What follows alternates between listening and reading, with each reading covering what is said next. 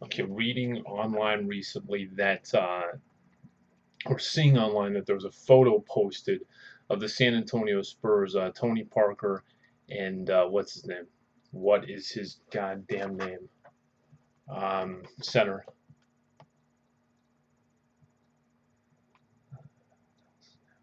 Don't ever get old like me. I'm losing my memory here. Tim Duncan. Anyway, they have it's a Halloween picture. You know, they're dressed up, and there's a picture of Joey Crawford, NBA referee, and Parker's got a gun to his head and an Irish pirate, not an Irish patch, but a pirate patch. And you know, this is you know, ridiculous that they're trying to make a story out of this. These guys are obviously joking. This idiot writer, what's his name? Whoever wrote this, the guy's anonymous. They don't even have the person's name that wrote the article on here. So obviously, this guy's embarrassed himself over what he thinks is newsworthy. Anyway, I'm a little side blip on the story. Stern fined the Spurs $250,000 earlier in the week because Popovich sat his star players against Miami. I've got news for you, Stern. The NBA, it's not a ballet. It's not a. It's not theater. It's not a. You know, it's not a rehearsed, scripted performance. These are competing entities. You need to let them compete. I mean, whatever you got to let Popovich make his own decisions regarding his team.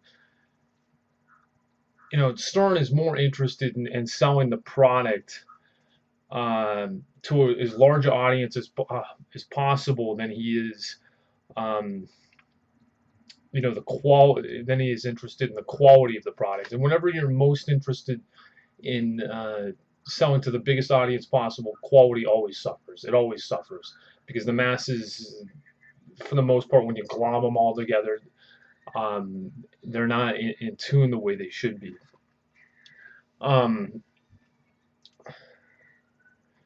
You know, so it's absolutely ridiculous what's occurred there, and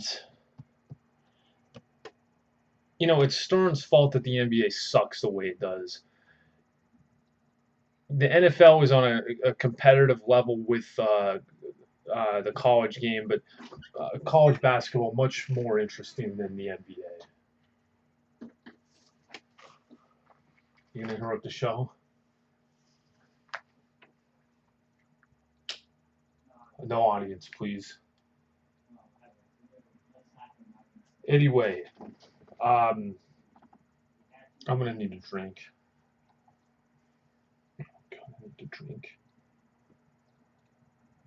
I met Greg Popovich once. You know who that is?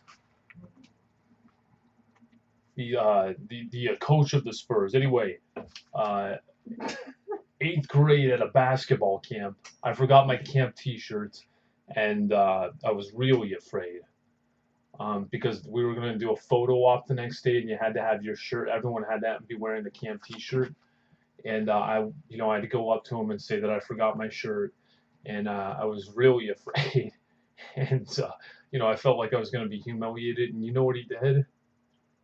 Greg Popovich spat on me and then urinated on me.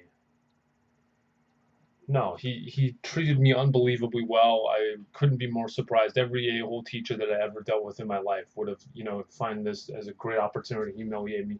Greg Popovich couldn't have been nicer.